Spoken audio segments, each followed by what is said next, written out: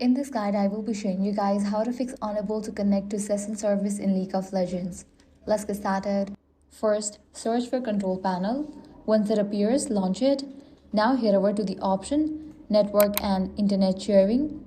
Now click on the option Change Adapter Settings. Once you're in this page, you're gonna find different networks. Now select the one that you are using, right click on it and go to Properties. Now click on the option Internet Protocol version 4. Click on Properties for it. Now select the option Use the following DNS server addresses.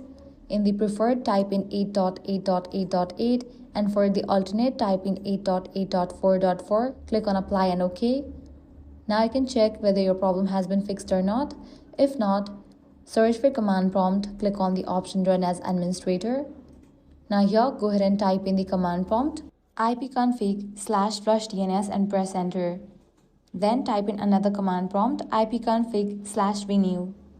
Now type in the last command prompt netdish /winsock /reset and press enter.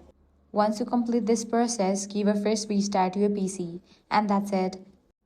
Your problem will be resolved.